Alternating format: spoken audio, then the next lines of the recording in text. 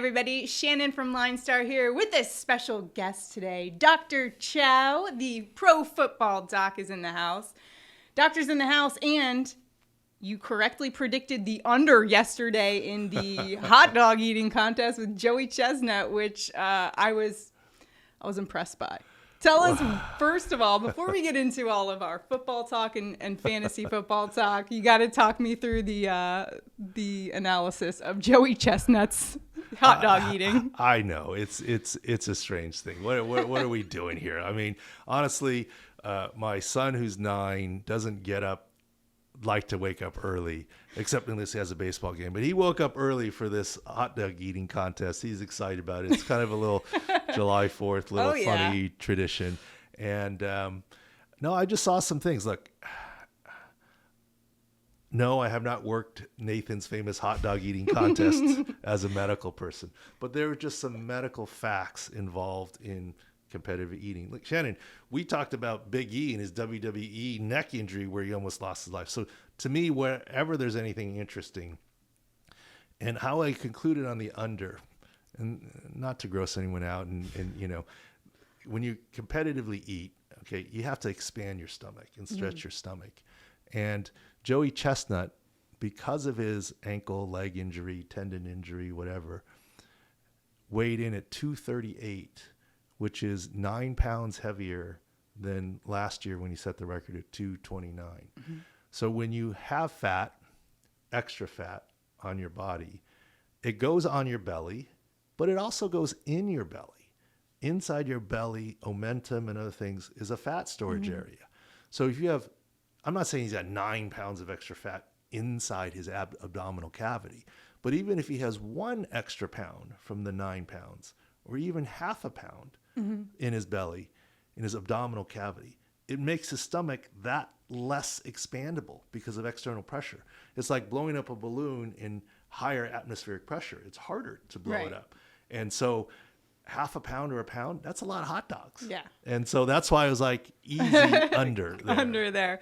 Well, I bring that up just to also illustrate all the medical analysis that you go through and the factors that you take into consideration, even for something as silly as a hot dog eating contest. But you correctly predict this. So there's a lot of medical factors that go into all sorts of competitions, not just hot dog eating contests, but especially when we're going to talk football, it's all of these things into consideration that even like I don't think about these things, but well, they really and we were hesitant at Sports Injury Central to even write about it and talk about it because it's like it's kind of silly. It's a hot dog eating contest, you know, but it did have medical relevance and it certainly did play out. And, you know, so some of my guys, so I told some of my friends about this. They literally laughed at me. They were like, you're doing analysis on what? But I mean, they didn't laugh when they cashed. Exactly. And their money's no green. one's laughing when you're at the bank cashing. And I'm probably the only one that doesn't props. bet it because, you know, it's not legal in California. So I play by the rules. I don't personally do any of it. But yeah, all our friends who are in all states over. Where you can. Yes. Got to let them know. All right. So today we're also going to talk about the SIC Score, which is something you have for Pro Football Doc. And it's something that's really useful for daily fantasy players and fantasy season long players because it is basically a score that indicates a player's health, which is super important in football season. So tell me about what goes into the SIC Score, how you guys came up with it.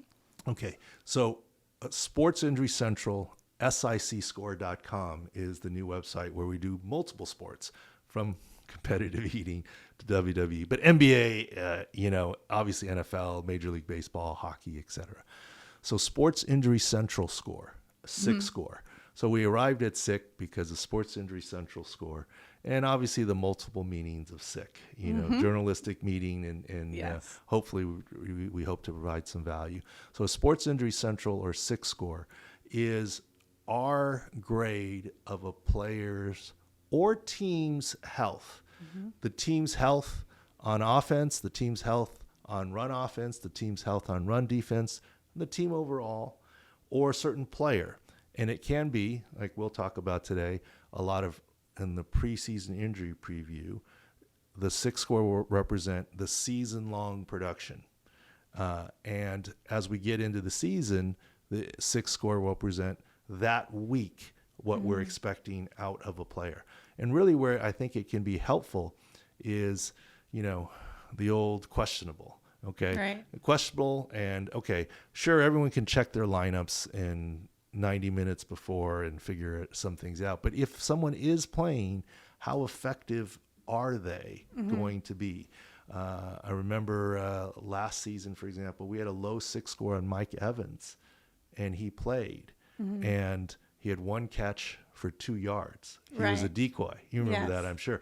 But that 1 catch was a touchdown, so people did, get some value out of him.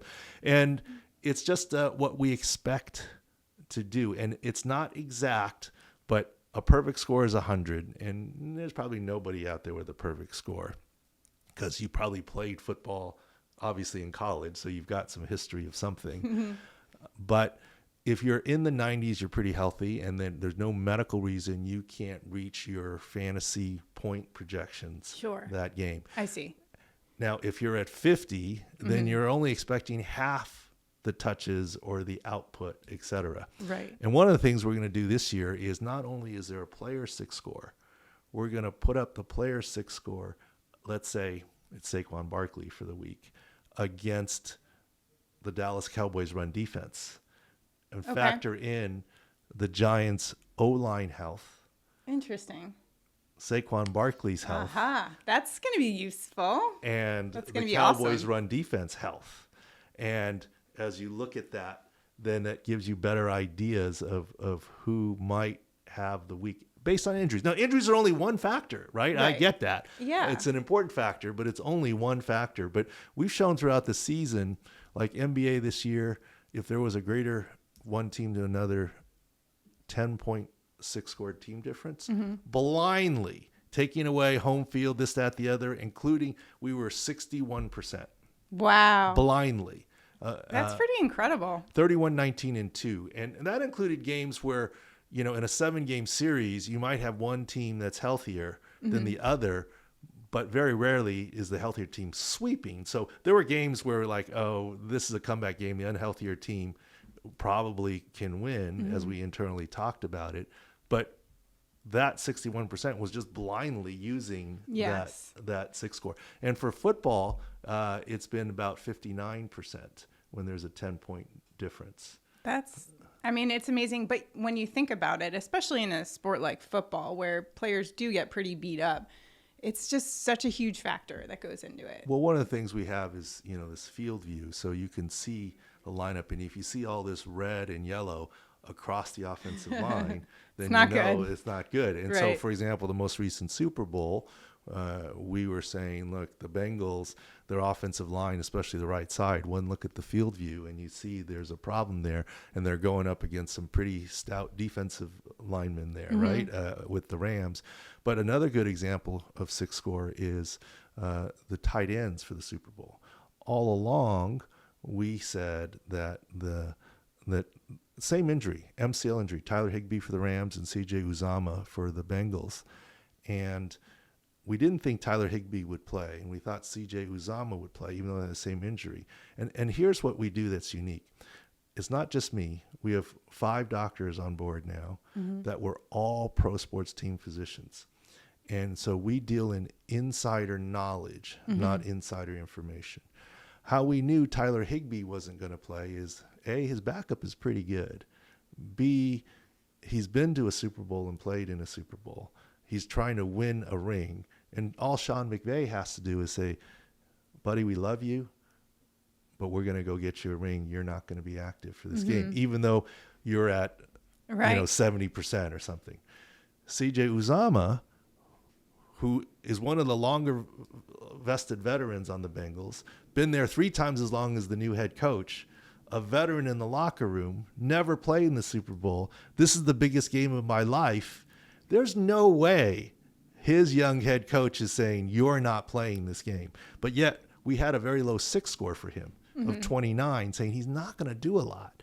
And he had 2 catches, 16 yards. It was a couple of early targets early, and that's it. So that's where SIC Scores This is where you can get all this analysis at SICScore.com that can really help you, not only in daily fantasy and season-long fantasy, but also But Shannon, I urge you and your listeners and viewers here, it's one factor for you to make your own better decisions. Like, for example, if you like team A and they are now the healthier side, maybe you want to do 2 units. Now, if you liked team B and they're the unhealthier side, maybe you hold off or only do half a unit. I mean, I don't know. I mean, it's just one factor in what it is. And one of the things that we like to do is we don't listen to reports. We don't listen to what a coach says per se. We interpret what he says and we look at the video. For example, for 4 weeks at the end of last season, the Ravens would open up as 5.5 point favorites. And John Harbaugh would be saying, Lamar Jackson looks good this week. We think he's going to practice. He's got a good shot to play. And we would say at SIC Score, no, he's not. And that ankle bone bruise is not getting better this quickly. And then the line would shift to 2.5 by the time the Friday announcement came. So obviously that's a pretty big advantage. So, a lot of times injury prone, that word kind of gets thrown around a lot. What does that mean to you? I don't love injury prone as a descriptor. And I think it's unfair to athletes. The only time I would apply injury prone is if the repetitive injuries are linked to each other and they're somehow related and there's not a fix. I see. Borderline injury prone right now, and I still don't love this because I think he has an underlying problem, is Jacob deGrom. Last year, Jacob deGrom, he said, look, I think ultimately he may need that ulnar collateral ligament surgery. He's got forearm issues, elbow issues, shoulder issues, back issues, now scapula issues. That's all part of the kinetic chain of throwing. You might cross into injury prone because he keeps getting it, but there's an underlying reason. It's not his fault. So even there, I don't love it. There are athletes that are prone to injury. Sure. Okay, let's just take easy quarterbacks, for example. My guy, Phillip Rivers, I worked forever, had this huge streak of not missed games. He got hurt. Of course, he tore his ACL. He did other things, and he played through. But he was a pocket guy that got rid of the ball.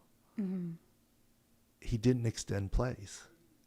If you really look at the quarterbacks that get injured, they're extending plays. Sure. Lamar Jackson hurt his ankle, extending play. Dak Prescott, extending plays. Aaron Rodgers, when he's gotten hurt, it's been extending plays. And so really, you could argue those guys are not injury prone, but certainly a mobile running quarterback who extends plays is more prone to injury because of exposure. But I wouldn't call them injury prone. It's like, I'm not likely to tear my ACL skiing because I'm doing a green or blue run with my kids. I'm not doing any moguls, and I'm not even skiing for 8 hours. It's like an hour or two, and I'm tired. But the teenager that goes on double black diamonds, they're not injury prone, but they're more prone to injury. So the conditions make you more susceptible. Yeah. So there are athletes that are prone to injury, and we talk about in SIC Score. I think Dalvin Cook runs so hard that he is more prone to injury, but I would not call him injury prone. Right. So I think just there's the kind of style there. The style, yes. So let's get into some of this Sure. NFL action for the season coming up. We've got a lot of fantasy drafts probably coming up for a lot of people.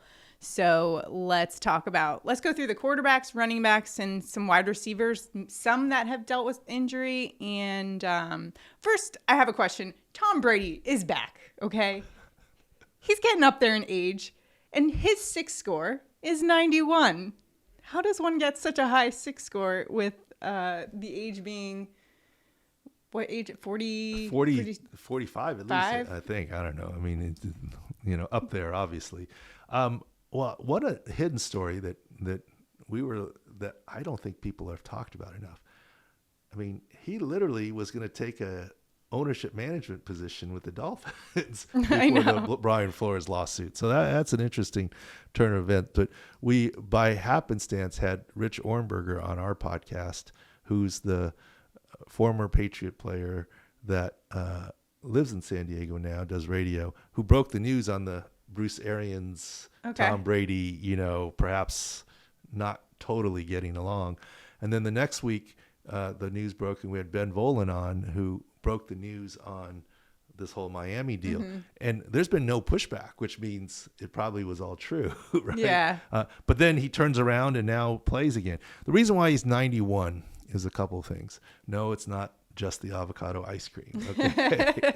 I mean, yeah, and no tomatoes in his diet at all. I mean, just a perfect diet. I mean, look. Doesn't the guy have a cheat day? Dr. Chao, do you have a cheat day? When do I mean, it's the non-cheat day that I have. All right. I mean, you got to count him the other way.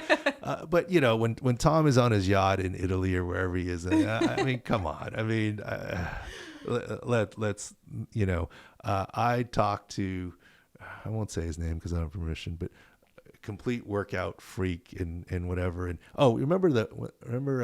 forget the name of the player. But when Chip Kelly was with the Eagles and sports science, and you get this type of protein shake and you get this type of shake, and this is all this, and it's all great. But let me tell you something. I have it on fact, and it was in the papers once.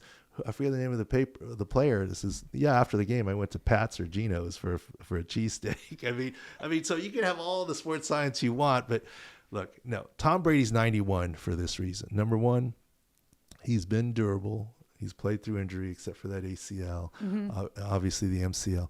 But here's the thing. He no longer runs as part of the offense. He runs out of necessity. 3rd and 1, okay, let me go get that. That quarterback sneak, let me go get that. When it's 1st and 10, he's not doing anything. He's throwing the ball away and getting rid of the ball. So that keeps him healthier.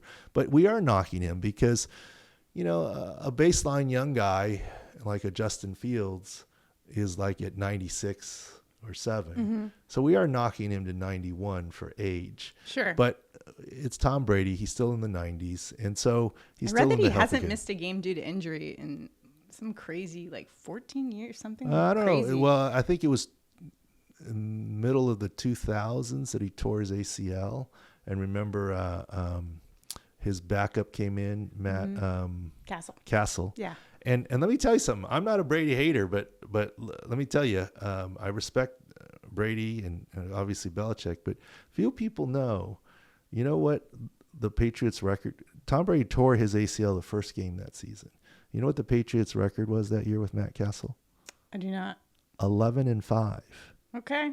Now they didn't make the playoffs at 11-5, but that's how Matt Castle got paid. Because he was 11-5 that year. Dr. Chao, you're talking to a Jets fan right now. I just want you to know that. Well. But yeah, so Tom Brady obviously is somebody who generally keeps himself pretty healthy. Yeah. But let's talk about a guy who has had some significant injuries more recently, and that's Dak Prescott. Now, his SIC score on your website is at 93. All I can see in my head is that gruesome injury from 2 seasons ago. And it just makes me nervous for him every time he runs out of the pocket. Well, there's a classic extending plays, yes. right? And that's how he got hurt. And Dak Prescott is a beast. He's been our beast of the week on our podcast before, and I'm sure he will again. If you go back and look at that gruesome video, we have it at SIC Score or the YouTube channel somewhere, or you Google it, you'll find it. I can't. His knee is facing north, and his foot is facing due east. Right? 9 degrees off. And what does he do? He calmly sits up, picks up his leg. You watch the video. Slams his ankle on the ground to straighten it. Google the video now if you want. I don't. And then the ankle still falls out a little bit. And then he waves to the trainers and doctors to come out. Oh, my goodness. He's a beast. Just a beast. So what do you expect from him Well, the reason why he's given 93 is that But that's pretty good considering. It's pretty good. Because he's still going to put himself in a position for injury and run. He might have lost a quarter of a step due to residual on the ankle. So that makes him a little bit lower. And of course, last year's shoulder lat issue was because early season he couldn't step into throws. Okay. And right, the shoulder that he had early season. And then of course he had a calf issue. Hard to say if it was directly related or not. So that's why he's at 93. He exposes himself a little bit and he gets knocked a little bit for his now healthy ankle, but perhaps not 100%. One of the other injuries last season, Jameis Winston was having a great season and then tore his ACL. What does a timetable on that look like? And what would an eventual return look like? What do you see from him coming up? Well, not all ACLs are the same. Right. Right? It's ACL plus what? That gets reported as ACL, but plus what is very important. He did have an MCL as well. We think, look, the standard bearer for quarterback ACLs is Phillip Rivers. Right. But you got him back really a lot faster. Well, Phillip got than himself normal. back. I mean, look, I always say you need three things to happen to return. Okay. You need three things to make a field goal. You need the snap, the hold, and the kick. You need three things to go well for a player to come back. You need an injury that's amenable to fixing. Because if you really do some damage that can't be fixed, there's nothing you can do. So I'll call that the snap. Okay. The hold is the surgery. Okay. Like if you don't have a good surgery, you can't make the kick. You don't have a good hold, you can't make the kick. But the kick is the rehab, and that's the patient. He's got to do this. All three. Take a little credit though. You did. Yeah. Well, he returned to play at 100 days. He was at minicamp. Wow. Full go. That's incredible. And he actually had a career high quarterback rating that year. And some of the players even said he was more mobile after the ACL. I don't Did take you give credit. him a bionic leg? Well, Phillip, I love you, but I mean, the joke around the locker room was Phillip was, running in construction boots, but because he worked so hard on his lower body, he actually became a little more mobile. But, when your baseline's here, to get it to here is good. Now, if your baseline's here, it's hard to get it up. But his running baseline was about here. So, yeah, it was better, but it wasn't like he was Michael Vick or by any stretch of the imagination. That being said, with Jameis Winston, looking at the way kind of he plays, I guess, is there concern there for him and the playing style and if he will be... Our team has his SIC score at 81 right now. So if he were projected to throw for 4,000 yards, 81% of that, 3,200, something like that. Okay. His mobility, if we had put a mobility score on him, it would be a lot lower. It might be in the 50s. The reason he's as high as 81 is his throwing should be okay. It's mobility that will be affected. So I guess you could argue in terms of his running ability might only be 40 something of his norm, but it's the combination that we ended up 81. But we'll look at it again, especially in preseason, and see what he does, and we may adjust that. But right now, there is an asterisk that he's not 100%. I'm going to bring up Justin Fields next because he is someone who a lot of fantasy owners are going to be targeting because he is going to be in a new offensive system where it should be more conducive to him playing better. However, you mentioned just quarterbacks who are running all around could be more susceptible to those injuries. What do you think? His SIC score, you guys gave him a 96 though, which is really good. Well, he's young and healthy, right? And he's got a few minor things from the previous season that shouldn't come into play, but he's young and healthy and fast. But of course, if you get hit, I mean, think of it this way: getting hurt is some bad luck, but there's a lot of factors. If you throw a left hook from your heels, you're open to a counter punch. If you're playing hard and getting that extra yard, you're open to getting injured on a hit. And, it's playing style, but we give him a high score right now because he's healthy right now. Okay. But we'll see what happens. All right, let's talk running backs now. And a fantasy favorite was Christian McCaffrey. Might be former favorite. Favorite. He gets hurt. You're exactly right. If the people who had him the last 2 years are now saying former favorite. Yeah, he had a dominant start to his career and then suffered injury. He's had a lot of injuries over the years. So what do you see from him moving forward for this season? Will he get back to that level? There's no reason he shouldn't. Now, he's a guy that some people have started to apply injury prone. He has had a lot of injuries the last 2 seasons. But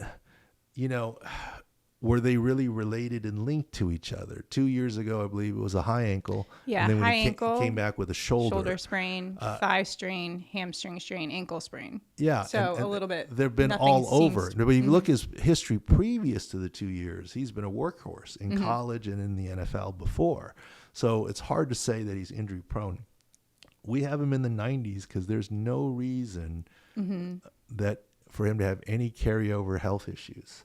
Okay. So he's starting the season certainly healthy. Now I know the people who got burned by him 2 years are going to say, I'm not touching him. But there's no reason he's not healthy this year. Right. Okay.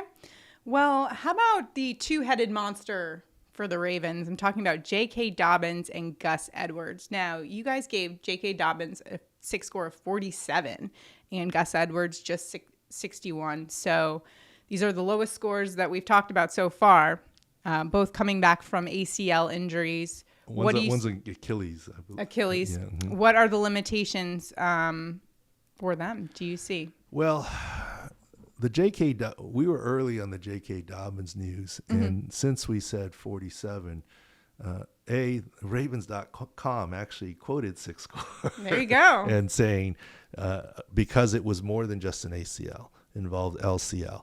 And then John Harbaugh has now subsequently hinted that Dobbins may not be there for the start of the season, right? And so his SIC score in the 40s is indicative that he's likely going to start on PUP, miss the first 6 weeks, and he's only going to play a little under half the season. And so I would not expect a lot out of J.K. Dobbins this year. And Gus Edwards is going to take a little more time to get into it, and that's why he's in the 61. So, and that's probably, and the Ravens know this, that's why they drafted a running back.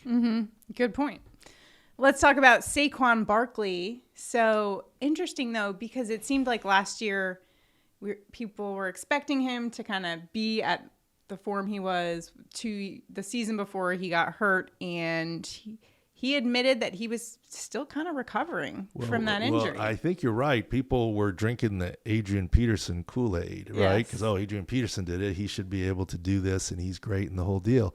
But if you looked at ProFootballDoc or SICScore.com, you would have seen our preseason injury preview last year panned him, saying that I believe his injury score was in the 60s last year. We did not think he would have a good first half of the season. We thought he would round into form the second half of the season. And admittedly, he got an ankle injury on top of it later on, but he obviously had a down year. But we expect a good year this year. He's in the 90s as well. He's someone who personally I'm kind of looking at for my fantasy, because it's hard. He was so good. It's hard to imagine. Was my second year ever playing fantasy. Okay. I was fortunate enough. How did you do? Okay. Scott Fish. I did Scott Fish Bowl 11, 10, and then 11. So tell us about. It's purely beginner's luck. I won the league both years. Got a first round bye, but then got slaughtered in my first play. So you can call me Marty Schottenheimer. No. I love Coach Marty. God rest his soul. I mean, he coached for the Chargers. Love him. But in any case, the first year for fun, the people are looking at me saying, "You're crazy. Like, he's going no running backs." I wasn't trying to go no running backs. It's just every time I was about to take one, they took him. And I go, okay, that guy isn't value. And I kept going. And last year, I went no wide receivers, it seemed like. Last year I went no quarterbacks by luck. Is this your strategy or just by accident? I'm a beginner. I don't see value there. We'll get them in the next round, and then they'd be gone. So last year we went no quarterbacks. And last year, so anyone who thinks I have an advantage, I drafted Michael Thomas last year. Because this was ahead of the news of his ankle. And so even you didn't. I didn't know. Okay. But Saquon we knew. I think we were drafting 6th or 7th. And I was like, please don't fall to me. Please don't fall to me. I don't want to take him. Yeah. Please don't fall to me. And thankfully he didn't. But Saquon's not a guy I would have taken last year. This year I would if he fell to me. Is that just a byproduct of coming back from an ACL and the different recovery times for each individual player? And it's also biology. You can say I'm a quick healer, but it's hard to speed up biology. And there's no question, Adrian Peterson is an outlier. And we just had reported a soccer player returned at 4.5 months. I've had a soccer player, Shannon McMillan. She lives here locally in San Diego. If you Google her, 2002 Women's World Cup, 3 months after her ACL, she played in a friendly. 4 months after the ACL, she played in a World Cup game. Oh my goodness. So they're out there. The freak recoveries are out there. That's wild.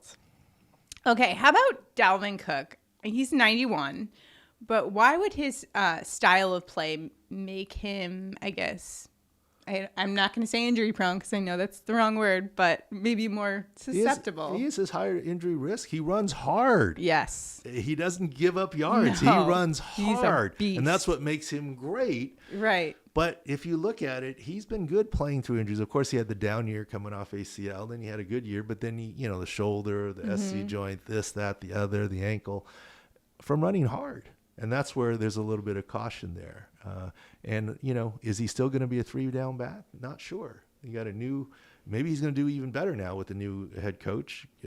But we'll see. But SIC Score is 91 because of the way he runs. Sure. All right, let's move along to wide receivers. And Dr. Chao, we've got to break down, first of all, Deebo Samuel, because after last year's breakout season, it did seem towards the end of the season he got a little bit banged up, but he's got a SIC Score of 94, so things are looking up for Deebo Samuel. Even, I don't really know if he's happy where he is in San Francisco, but at least he's healthy. Yeah, well, I learned this about hard running, and this is why he wants to be wide receiver, not running back, right? This will show you how old I am. You remember Natron Means? Mm-mm. Natron Means was a pretty tough running back for the Chargers back in the day. Okay. And this is how old I am. When I first started, Natron Means in the NFL. Natron Means was our running back. And he was tough bowling ball guy. He was quick, fast, but he also would run people over. And every Monday morning, I'd see him, and the guy could barely walk. He was so stiff and sore. Oh, my goodness. And here's what happens. When you're a running back and you carry the ball 20 times, okay, maybe you step out of bounds twice. You're hit 18 times. Okay, maybe more because you might get 2 shots. 18 times by 8 different players. Yeah. Okay, so you're absorbing 18 blows or more from 8 different players. So the guy who delivers the blow can be sore too, but he only got 2 shots on you, right? And so running back's tough. And so if you're going to survive in the running back game like LT did, like Barry Sanders, like Emmitt Smith, like Walter Payton, when you're about to get crushed, you got to switch into a final gear and get down or avoid the big head-on blow. Sure. Slip that counter punch, not get hit square. And Deebo Samuel probably doesn't want to be running back because he's like, I don't want to. Well, it makes sense after you explained all that, why he doesn't want to be in that position, especially for the longevity of his career. And that's something that he has to take into account with that. Let's talk Michael Gallup. He's got a SIC Score of 53. He tore his ACL week 17 of 2021 season. Probably not ready to start the season. When do you think an injury like that, will we see him on the field? And if so, what level will he be at? Will it be a situation like a Saquon Barkley, who's, wasn't quite there the season after an ACL? If you're drafting for season-long fantasy, the 53 tells you everything you need to know. So if you're expecting Michael Gallup, well, okay, there's no Amari Cooper anymore, so he's going to be a rung up. Well, they did draft a wide receiver, but also you got to understand, if you were projecting to get 1,000 yards this year, maybe in the scheme he would. We're looking at 530 because I think he's going to start the season on PUP, 6 weeks. He's going to have to roll into it. It's not going to be a top year for him. Now, he's draftable. It's a matter of when. Now, if your strategy is I'll have him stashed for the later part of the season, okay, maybe. But yeah, not expecting a lot season long. Okay. How about Saints Michael Thomas, the guy you drafted on your fantasy team last year? He's got a score of 59 on SICScore.com. Last year, I expected his high ankle to heal in the off season, and we drafted him. And literally 20 minutes later, the news came out from Ian Rappaport that he had a late surgery and whatever. So for those who say I have an unfair advantage, first of all, we publish everything. We don't hold anything back. But Michael Thomas, here's the problem. a lot of guys like to post off-season video, and Michael Thomas is one of them. And the video he posted ahead of his mini camp, I was like, he doesn't look that good. And so what we wrote at Sports Injury Central, doing our analysis in consultation with the team of doctors, is that when injuries leak from one season to the next, that's not so good. He's had 2 surgeries. He's still not there. If it was, and I think the video we saw was in April. If in April he's not there, is he really going to be there come September, right? I mean, it's hard to say. So we panned him with a bad low SIC score of 59, and he did not participate in the minicamp. He has not been medically cleared yet. And we even saw a video last week where I think he's still favoring that left side quite a bit. And so our take from even 2 months ago is that when Michael Thomas got hurt a couple years ago, he was certainly a top 3 receiver in the league. But at this point, he might be the 3rd receiver on his own team. Jarvis Landry, Chris Olave, and Michael Thomas. So we'll see, but we're not high on Michael Thomas. All right. So great look and great insight into all of those players. Of course, I know you guys will be monitoring things. And they'll change. Things will change. And these are season projection SIC scores. When we get to week 1, we'll have new set of SIC scores of where they're at. For example, as a player gets better or gets hurt. And, this way, questionable and playing, hopefully it's a way for you to figure that out. And for props. Yeah. And right now we don't have a ton of information, or you guys don't have a ton of information, but that will slowly be coming out with training camp. Or maybe our season-long data for picks and other things, and with the SIC score stuff, is 59% when it's greater than 10-point difference. But early season, we're even better. Oh, wow. And the reason why is because, remember the year that the 49ers were beat up? Well, the first week the 49ers were beat up, our stuff was very actionable. But they were beat up for about 6 straight weeks. By about that 3rd and 4th week, everyone in the league knew. Yeah, everyone in the world knew that they were beat up injury-wise. But our SIC score hadn't changed, so it becomes less. So deltas, a change in the SIC score is what's most important. In early season, our numbers are actually even better than that 59%. And that's why you've got to go check out SICScore.com. We'll also be having them on the Line Star app as well, because they're just such useful information for us. And you can follow Dr. David Chao at ProFootballDoc. You can also see him just about everywhere. You're the the FanDuel injury expert on SiriusXM, Fox Sports Radio. So he's all over the place. So we certainly appreciate you taking the time to come visit us here at Line Star and give us all your insight. And we certainly look forward to more of your insight as the season comes up and we get rolling. Football season right around the corner. Oh, it's here. Are you excited? Now. I am. My wife might not be. But yeah, Are you going to partake in the fantasy drafting experience once again? Yeah, I mean, I'm going to do Scott Fishbowl 12 again. And now that I've talked about 2 league wins, I know I'm doomed for last place at this point in time. I mean, so I've gone by accident, no running backs, and then no quarterbacks, so probably no wide receivers is next. And it's not it's just drafting them. I don't know. Who knows? I have no method to my madness. But it's not just football that you have all the insight to, golf. We just talked about at the top of the show, hot dog eating. So it's some great insight for all sports, not just football. Today we focused on football, but we'll have you on again. You'll have to talk about some other stuff coming up, because we have baseball. San Diego here, got to talk about Padres. Manny Machado still isn't 100%. Okay. That's why they subbed him out in that blowout loss, and he can't seem to hit the outside pitch right now because he can't step into it with that left ankle, although he's playing third base. And Tatis, since the beginning of the season, we said, if he could come back right after All-Star break, that would be great news. Tatis is my son's favorite player. He also likes Machado, but maybe we're the my jinx. Co-host Tyler, he's going to be bummed. But right now they're saying late July, maybe early August for Tatis. Which could be Which is right This in time. is why I said, originally they said 3 months from March 7th, so June 7th. I said, that's not realistic. After All-Star break, if he were 100% right after All-Star break, that is a great result. You should take that. And obviously he'll be a little bit behind that, so we'll see. Dr. Chao, awesome insight. Thanks so much for joining us. You can follow him once again at ProFootballDoc and go to SICScore.com. And you can check out our stuff if you're getting ready for your fantasy drafts at LineStarApp.com. Thanks so much for joining us. We'll see you guys next time.